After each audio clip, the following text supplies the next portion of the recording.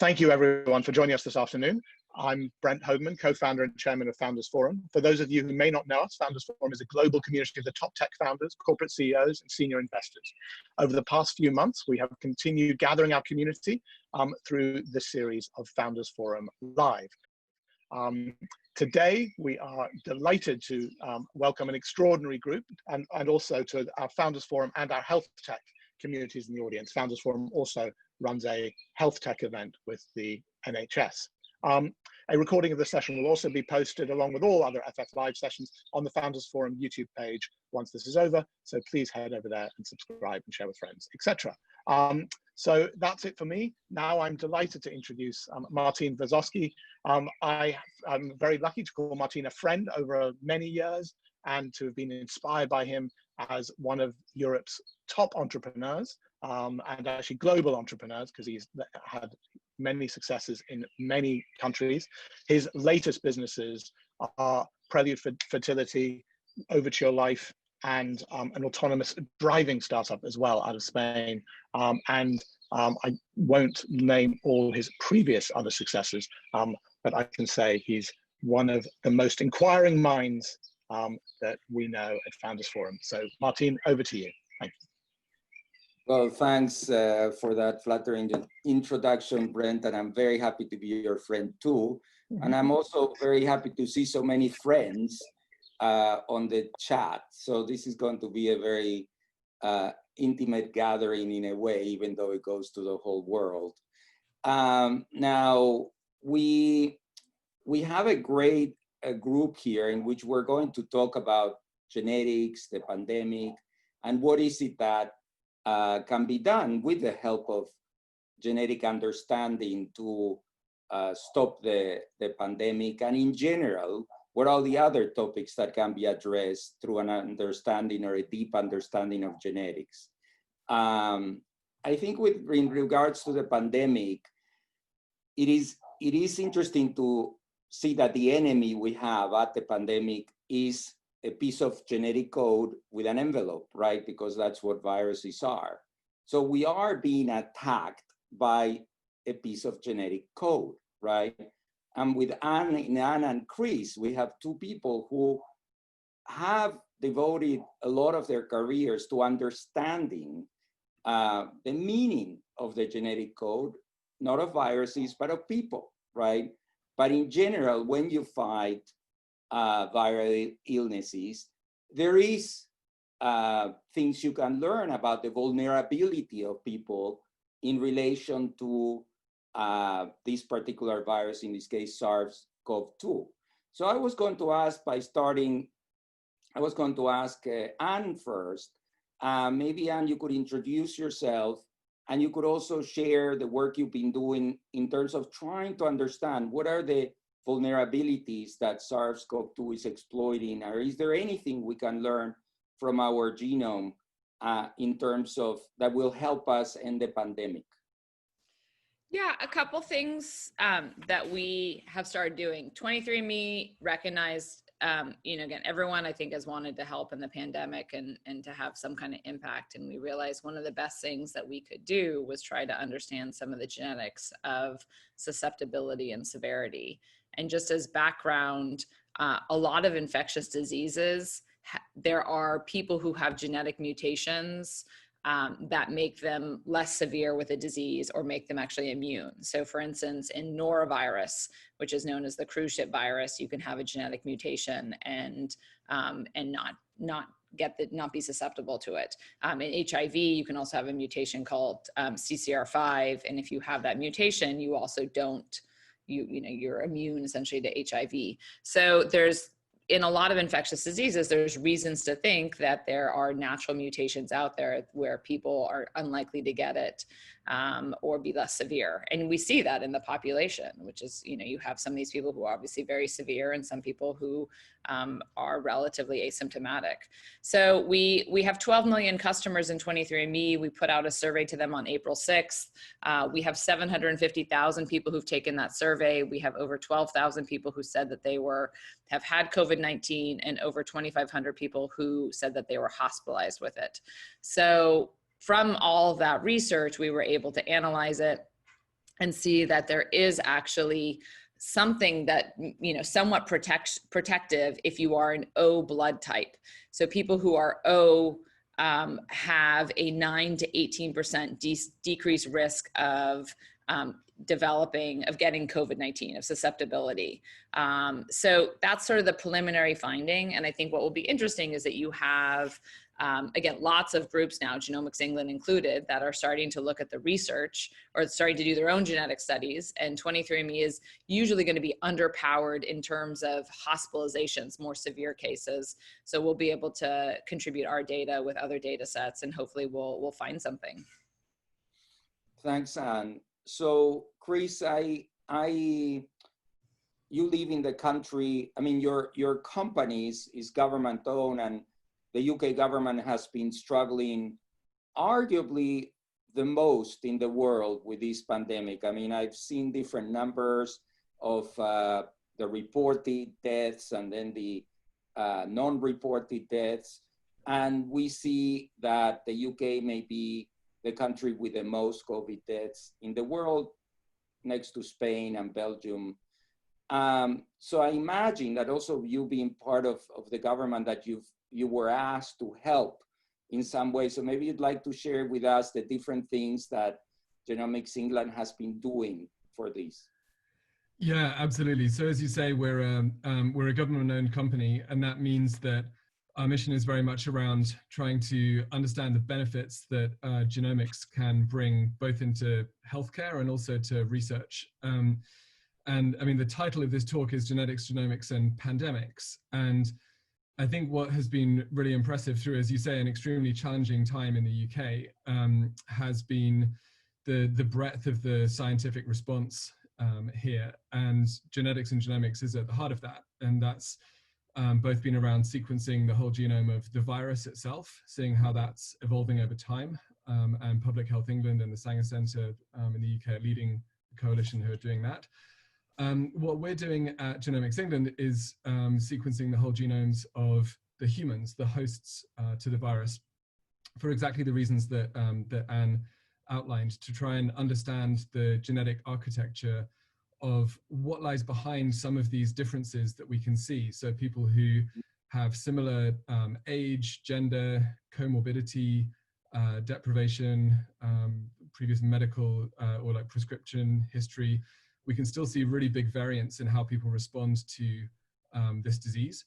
And even within particular cohorts, like people who get it badly enough to get into intensive care, we can see that some people have really severe problems to do with their lungs.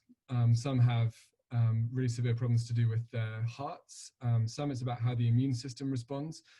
And so we're really trying to unpick what's going on there. And the way that we're getting after that is to try and put together what we call a sort of stratified cohort. So we're trying to recruit up to 20,000 people who've had it badly enough to be in intensive care. Then about up to about 15,000 people who have had it very mildly or even are asymptomatic, to the point about mutations that can mean people are asymptomatic. And then we've got the 100,000 genomes that was the sort of origin story of Genomics England to use as a control group. So if we can get that right and we can start to unpick what the differences are between the severe cohort, the mild or asymptomatic cohort, and the sort of general population, we can hopefully do three things really. The first is try and understand what are the drivers for an individual. So around severity of response that could help us to get people to risk stratify themselves. Potentially, you could even imagine that there's some kind of polygenic risk score that you could get to that would be easy to take, you know, hypothesis that we're exploring. The second is to try and identify biomarkers that can help with development of vaccines, new therapeutics, or repurposing existing drugs. And in fact, we've had great news just today from the clinical trials in the UK on very promising results there. And the third is actually to build some kind of infrastructure around this, so we get the right people working with each other, we get the right technology in place, we get the right data assets in place, so that we can respond more nimbly to either future waves of this pandemic or future pandemics as well. You know, I've been very surprised by the pandemic when the government of Spain asked me to develop something that is different from what you guys are doing, but I think worth sharing, which was or is an app in which people self-diagnose.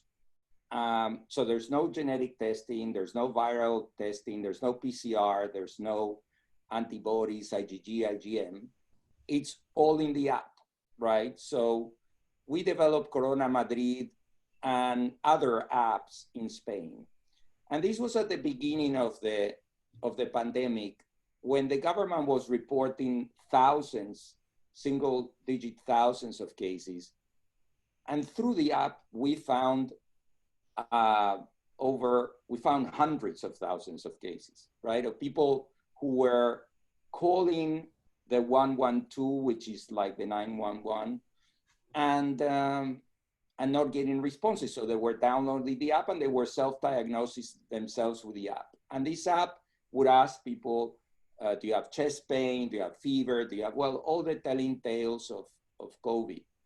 And it was then that I realized that COVID was not as lethal as people thought, because it looked like 10% of people who, according to the government figures, 10% of people who had COVID would die, right? But then when the numerator became so much bigger, it was, and the denominator became even bigger, we had a much greater, a situation of many more people sick, many more people recovering too.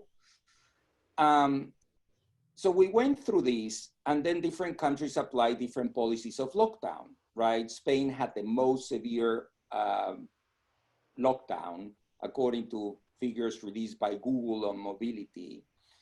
And then Spain went from 1,500 deaths per day to 0, right? And in the last month, it's been 1, 2, 0, like incredibly low deaths. But the US and the UK, the two countries that you live in, haven't been able to lower the deaths, have had positive developments, like the US had over 1,000 deaths, now closer to 500. The UK had over 1,000, then hundreds going down, but not really being able to eliminate the pandemic to that level. Now, from your analysis of the data, do you think, well, first of all, the news is good everywhere, in the sense that everywhere in Europe and US, I mean, the cases are going down. But first, why do you think the cases are going down at the rates at which they're going down? Why do you think the US and the UK have been laggards compared to Germany, continental Europe? Is there something different about the way this is being handled in the US and the UK? Maybe Anne, you would like to start with the US. That's it's a good question. You know, I don't feel like I actually probably have enough of that depth in terms of the specifics of policies. I don't think that there's something, I don't, for instance, think that there's, different viruses and that there's different, infections going in different places. So again, I think you see some of that, but again, it's uniformly, it's the same type of virus. And I think it's really direct about policies. And I think that there's, like one of the things that really terrified me is, I don't know if you saw the videos of Vegas. So you look at like people are inside, they are like, don't have masks, and they're like hanging out in close proximity. So I think that there's a real lack of people taking social distancing seriously. And my biggest worry, like I'm on the more negative side. Like I look at, you had graduations, you have Mother's Day, you have Father's Day, you have reopenings, and we also have, massive protests going on.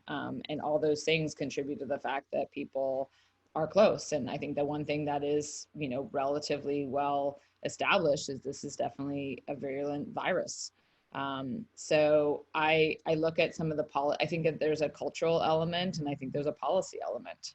And it's again, even the number of people I know who are heading off on vacation is remarkable. So I think there's, there's an urgency. People want to resume life in some way, but I think that that is also going to absolutely contribute to us not having it under control. And then also when I talk to some epidemiologists, I'll say like, well, the policy was never meant to bring it down really low. It was meant to just, smooth out the curve so that doctors then could handle the flow. So it would be a question from the very beginning, was it ever to bring it down that low? Yes. And Chris? Well, I think, like Anne, I'm not really in a position to comment on the specifics of policy, but I think that where the science has played a real role has been in helping us get a handle on both how the virus is evolving and using different types of data. And here we're sort of straying beyond genomics, but into epidemiology and kind of public health data around predicting the rates really quite down to sort of local levels and driving those kind of responses, which I know that like NHS Digital, NHSX have been doing really impressive work on that. I think that the way that we're going to get a handle on this ultimately, I mean, Jeremy Farrar, who's a colleague of mine from the Wellcome Trust in the UK, had a great one-liner, which is the exit policy is science. And I think that that's something that we need to keep getting behind. And if we look across the clinical trials, the work in genomics, trying to get underneath the sort of the why of some of those correlations, and also the science that's going into the kind of population scale screening and testing, I think this is going to mean we're in a much better position. And as you say, the good news is that the numbers are coming down. Yeah, I think the peculiarity of the SARS-CoV-2, for example, when you look at the pandemic of 1918, the average age of the dead was 28. And even though, of course, people were younger on average in 1918 because not so many people made it to old age, it is peculiar that the average age of the dead is around 79. Well, in Spain and Italy is 79 and a half. This virus kills the elderly, the vulnerable. It does hit many more men and kill many more men than women. So there seems to be a combination of where you are in life. It's also incredibly remarkable, I find, the situation with children, that in countries like no child, not one child. In Spain, there hasn't been a single child that has died. There's been 2 babies, but they don't know if they died of COVID or with COVID. And then there's been no children that have died, and 47 million people. So all these factors related to age, obesity, or BMI index, hypertension, diabetes, do they point out, because obviously, I mean, certainly gender can be picked up by genetic testing.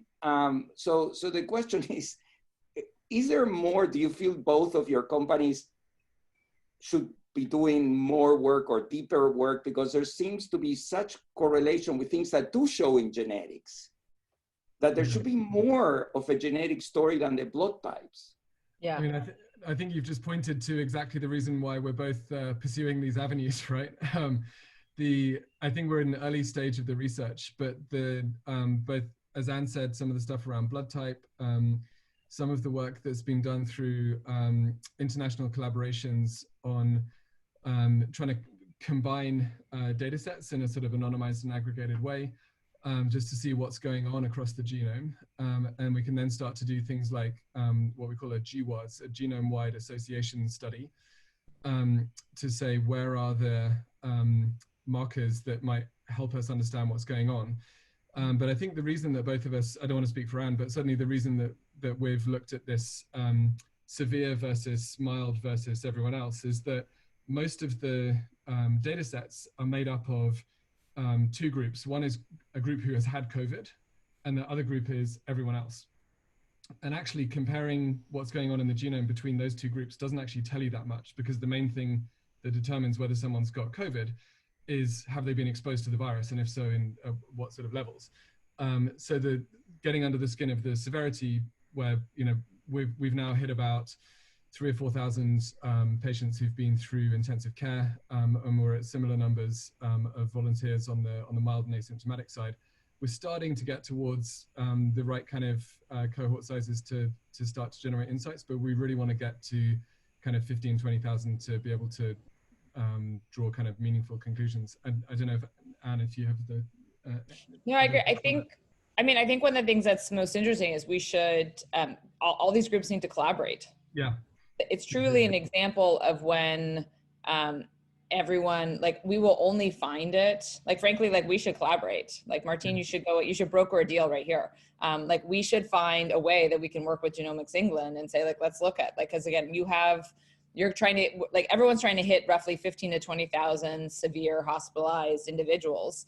And I'm particularly, we're going to need to find more and more of the 20, 30-year-olds who are totally healthy, who suddenly are on a ventilator.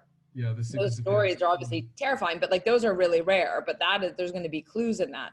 And we will only find it if everyone comes together. So we have found, like, again, people who have had this are highly motivated. They want to be part of research. So finding ways that we can collaborate absolutely makes sense.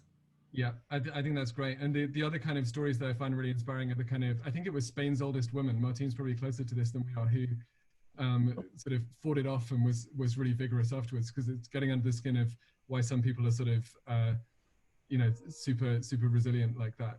Also hugely inspiring. But I think the thing about collaboration is exactly right. That it's only through collaboration, both with these kind of genomic data sets that we're putting together, but also with all of the other data out there, like the hospital data, the GP data, the prescription data, in many cases the imaging data about where people have had issues with their lungs and so on. It's actually looking across all of these different sources that we really start to understand what's going on. And there's a question in the chat about the microbiome. We're also looking at, like, immunophenotyping and putting that data alongside the genome. We need to build as kind of multi-dimensional a picture of what's going on as we can in order to get under the skin of this. Mm-hmm. And so I think a collaboration is perfect. We go after this talk, we organize it. I'll just share in my case, because of the work I do with human fertility, and we have 35 clinics all over the US. It was the COVID pandemic created a problem with everything else in medicine. Like, COVID became such a priority that other illnesses, such as infertility or others, like skin cancer or anything, have been put aside, and there may be an increase in the severity of these illnesses or there may be deaths from other causes. Do you feel that the level of attention that's been paid to COVID is reasonable in proportion to the damage? Or do you think there is a risk that other illnesses will be disregarded and there'll be unexpected deaths for other reasons because of maybe too much of a thought on COVID? I mean, I certainly have views here, but I'm conscious I've probably been rabbiting. I don't know, Anne, do you have any thoughts on that? Yeah, no, I think, I understand. I think in those early days, there was so much chaos. Like, I think back on the early days of HIV, when people don't know, there's sort of just an all-out lockdown of, what do you do? And you think back on HIV, when people would say, like, do you touch people? Can you kiss them? Like, everything. Again, there was just a big unknown. And I think those early days of the pandemic was just totally unknown. And frankly, there's still a level of unknown, like, exactly how is it transmitted? Is it safe to go to a restaurant? If I'm walking and somebody walks by me, can it be transmitted? If I'm inside. So understanding the transmission, just understanding some of the basics about the virus, I think is essential before people feel comfortable saying, I'm now going to go to the doctor. Because clearly, like, the doctor is one of those places where you're likely to encounter people with COVID-19. So I think that in the period of such an unknown, I think it's reasonable and it's expected that I think people are going to absolutely lock down. But we absolutely have a crisis right now that It's, heart attacks don't go away and strokes don't go away.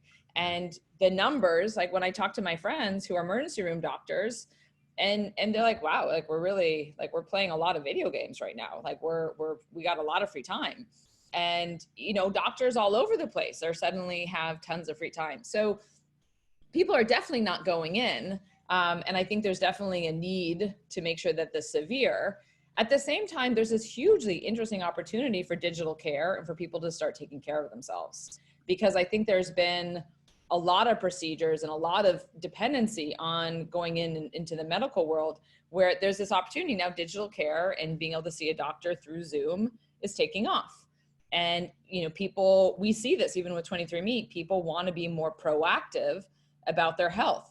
So I think that this whole pandemic is also forcing people to say, there's some things that I have to go into the doctor for, but there's a lot of aspects of my healthcare that can actually be digital. And a one-to-one relationship with a doctor anymore is no longer the gold standard. There's a lot that I can do online. And is that my mental health that I can do through apps like Calm, or, can I do type 2 diabetes prevention and management through an app, like even high blood pressure? So I actually have to go into the doctor as much as we previously thought? And I think that's actually one of the most interesting things that is changing. Yeah. And from an investment perspective, and like from, again, this kind of community where there's founders, like this is the pivot point where I think the world is going to change to much more of a digital health world. And the speed at which that's happening is extraordinary.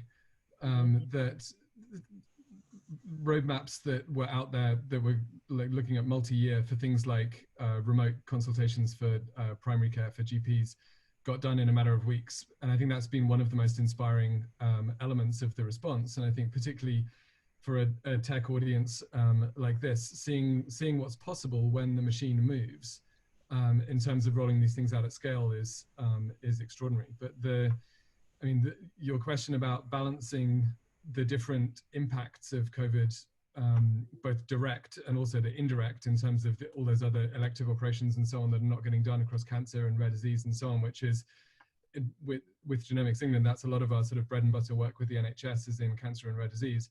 A lot of that has been put on hold, which is an extremely difficult decision. But one of the elements that's allowing that to come back on stream now is being able to do better predictions around how many COVID cases each hospital is going to get, and then understanding what the kind of quantum of freed up elective space is. So the system is now opening up to non-COVID elective stuff as well, which is great to see.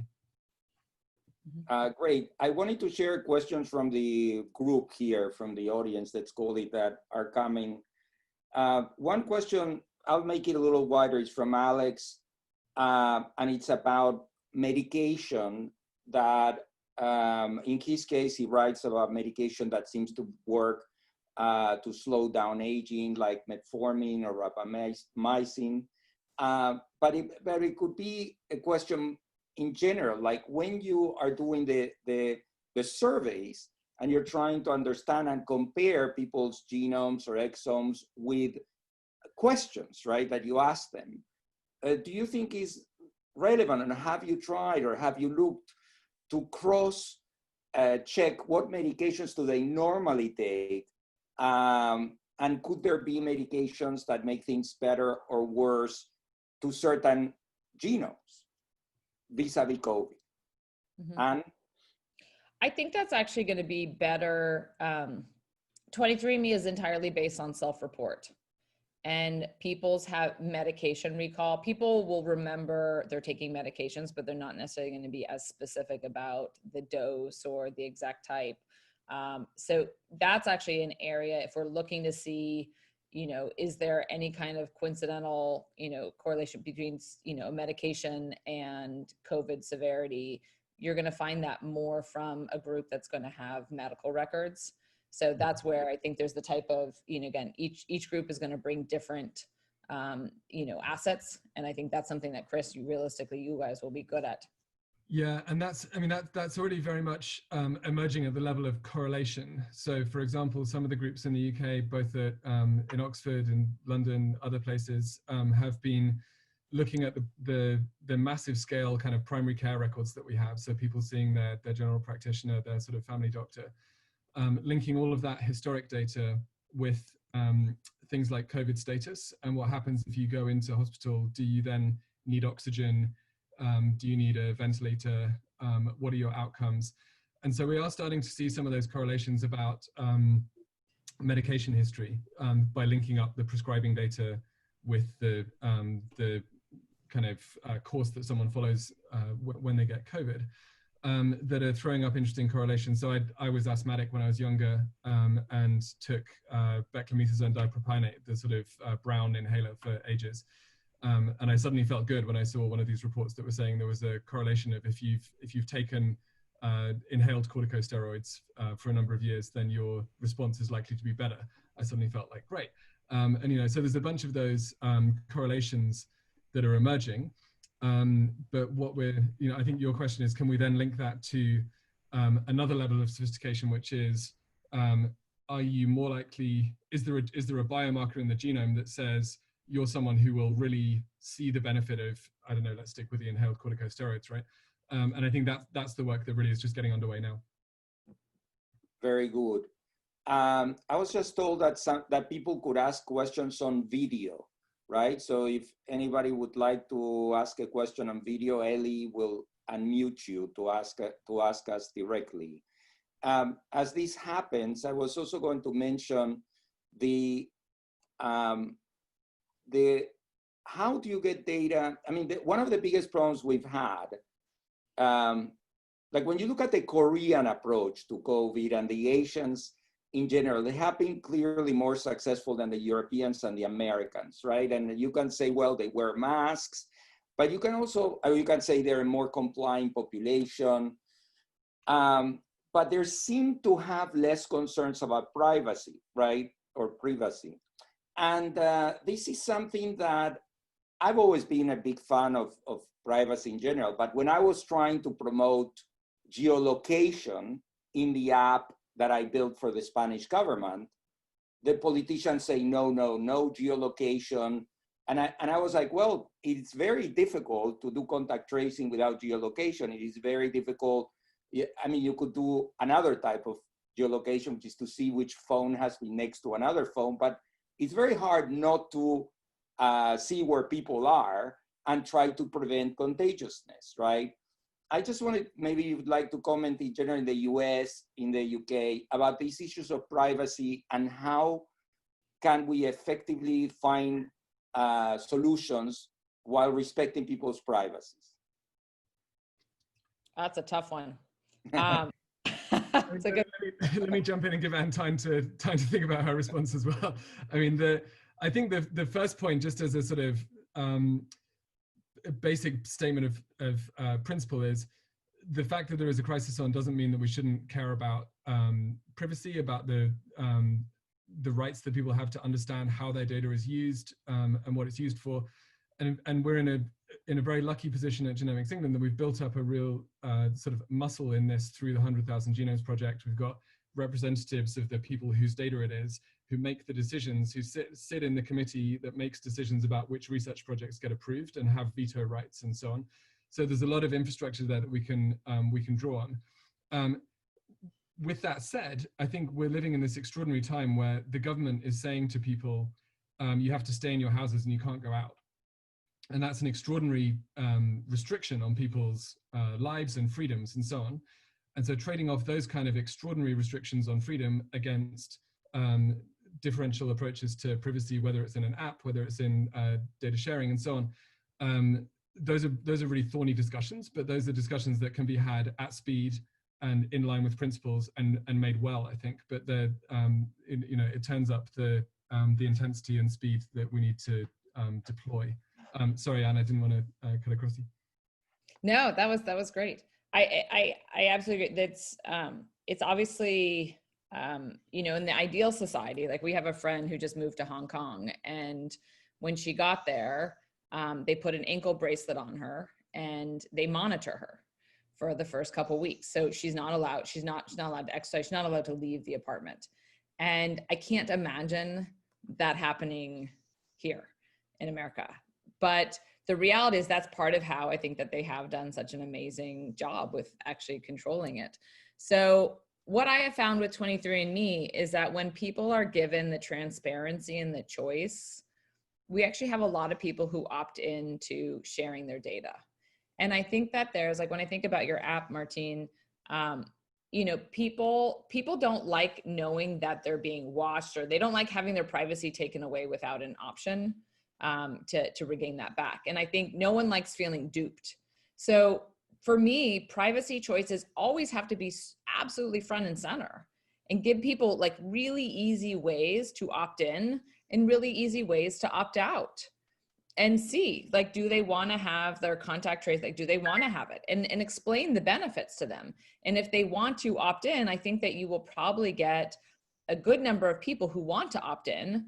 And therefore you'll have, you know, again, what's that benefit of at least having, let's say it's 75% of people opt in and 25% don't. You know, some benefit of having the geolocation will probably make a pretty decent product. But I think it's really clear. It's like one thing I've learned, like, people just don't like feeling taken advantage of. They don't want to feel duped, and make it really transparent and easy for people to know what they opted into. And I think that word choice is so important, right? That it has to both feel like and be a choice, and that can't just be on the basis of a sort of 50-page tiny font T's and C's that no one will ever read. We have to keep on finding the right ways to explain these complicated choices to people in a way that they can really understand and make informed choices. And then, as Anne says, I think it can be overwhelming how positively people respond. You know, we put out a call for volunteers for our human host sequencing effort, and we had thousands of volunteers within a week. You know, people, when people understand that what they're going to do is going to either benefit themselves and their families in the cases of things like rare disease, or society in the case of these kind of volunteer programs, I think you give people an opportunity to help, and they're really keen to.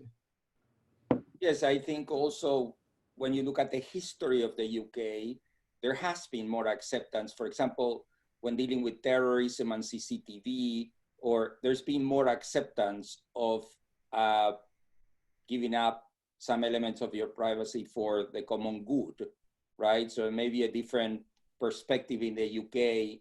I don't know why continental Europe is so obsessed with privacy, with GDPR and so on during times of COVID. I wrote a column in the leading Spanish newspaper arguing for a brief, for them to allow us to introduce an app that would really help contact tracing, right? And now contact tracing is done by very old means, by calling people on the phone and saying, who have you been with? And but it was very difficult. I couldn't get, I mean, we're talking about a country that locked up children for 2 months at home. They couldn't even get fresh air, and people would reject. I spoke with top politicians. It is a very, to me, was very confusing, because I felt that the app would enable people to have freedom, real freedom, versus being locked up, right? But I wasn't able to.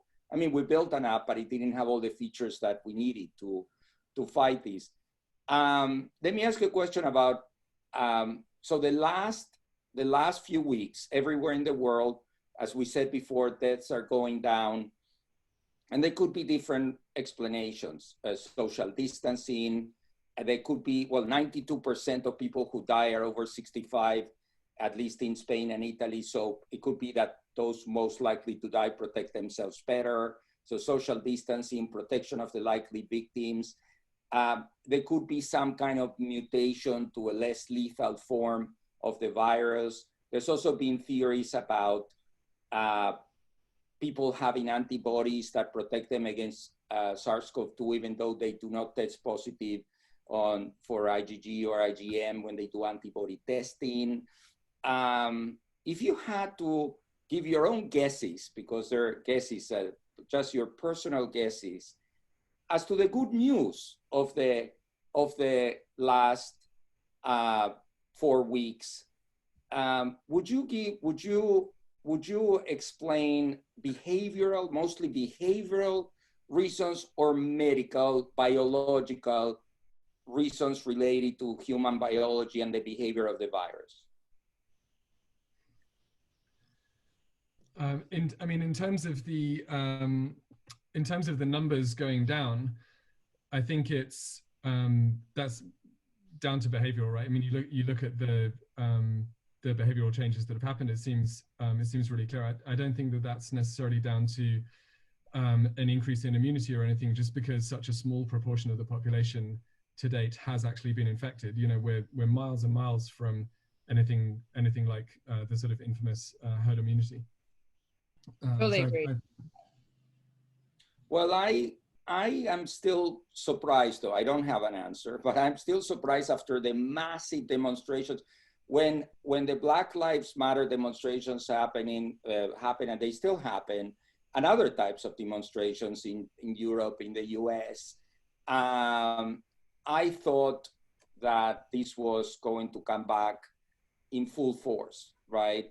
And so far, the data is that it hasn't. Like, I'm friends with Tomas Puello, who's a commentator on this issue and has developed quite an expertise. And he published some data showing that the behavior that we would associate with the spread of COVID hasn't led to spread of COVID. Now, having said this, I think the safe answer for all of us is that we don't know why,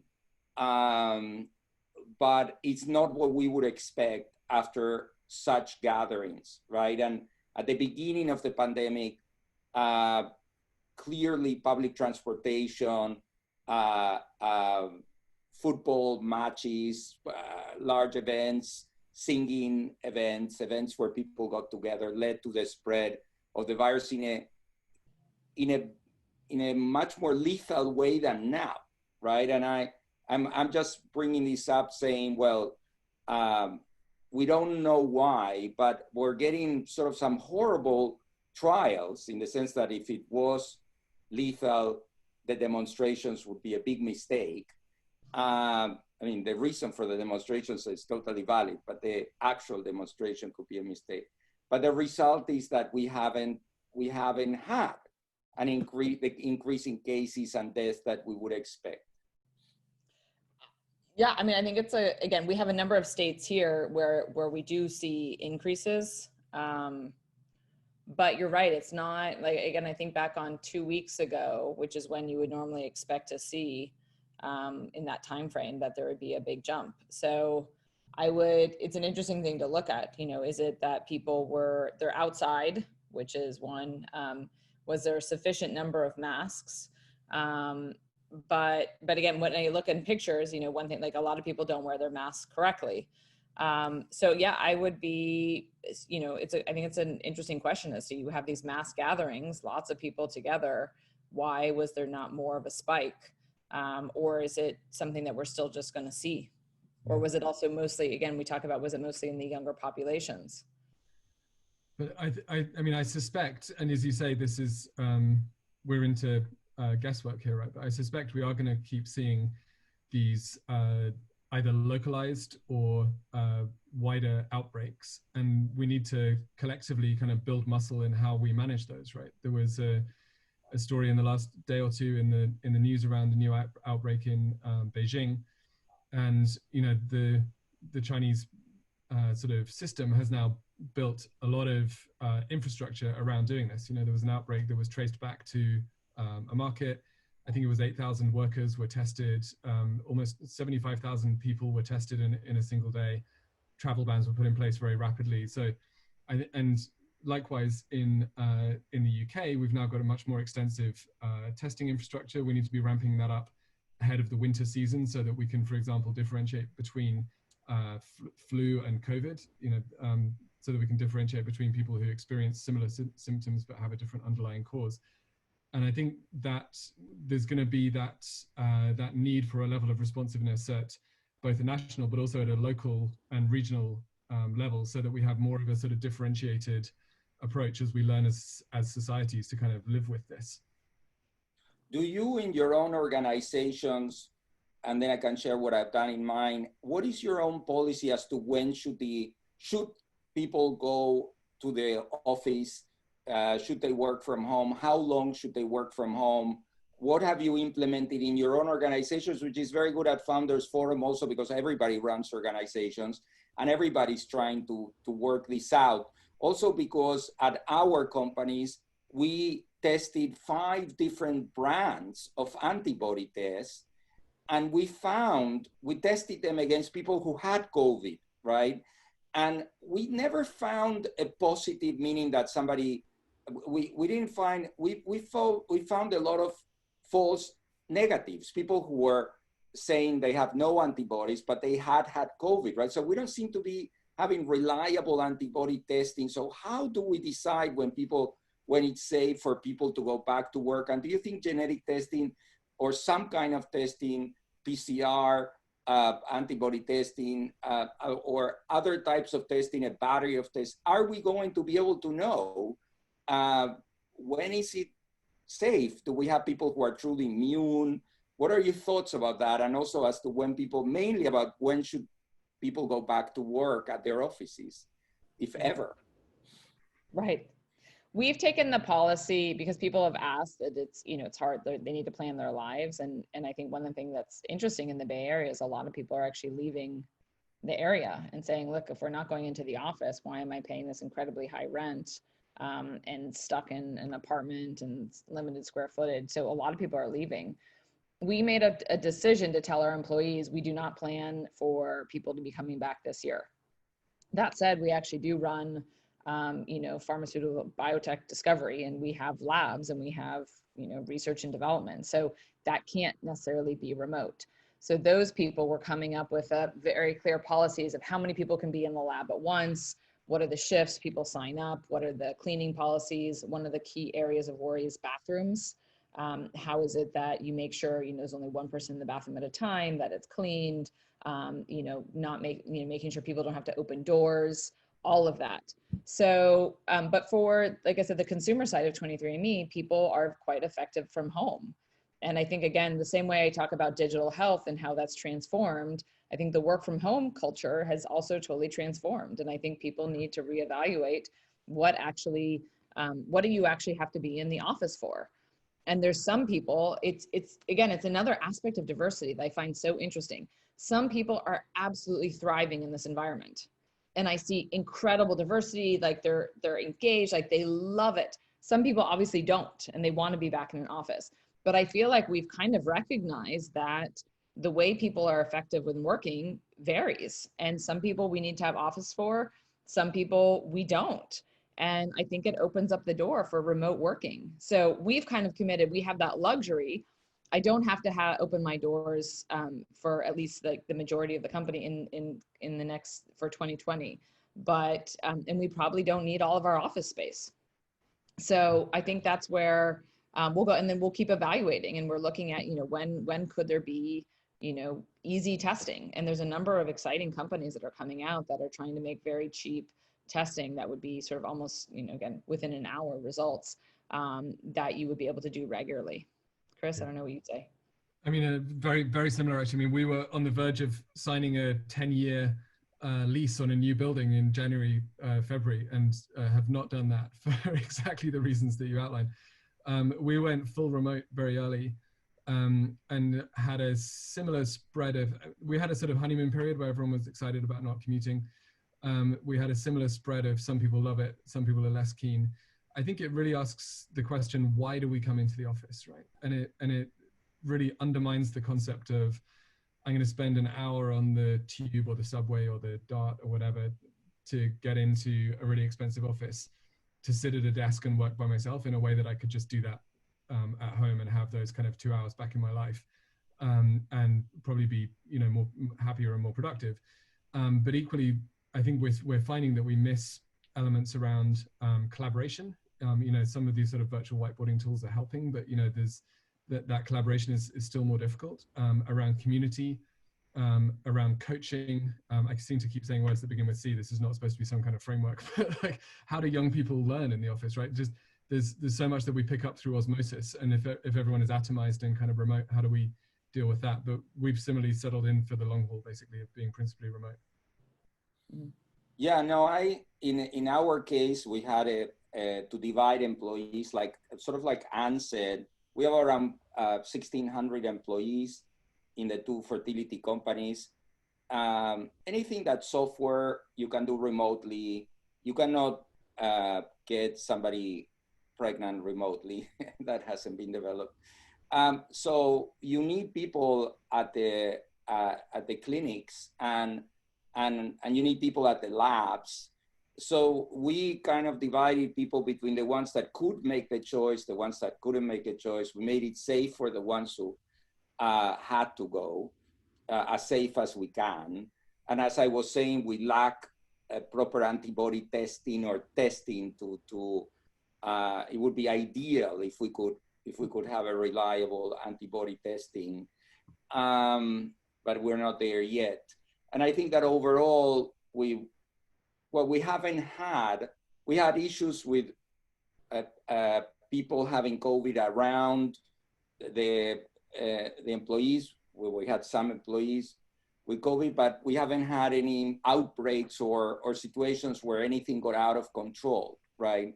So I think one should be alert, and people have to be told to self-report. And we also tell them, of course, that if they have any type of possible symptoms, not to come. And also if they care for elderly relatives, we kept on paying people who should be at the lab, but they lived with elderly relatives, and we felt that they shouldn't be penalized for that. And we say, look, until you sort things out, you cannot work and you'll still get paid, right? So we try to look at the whole situation.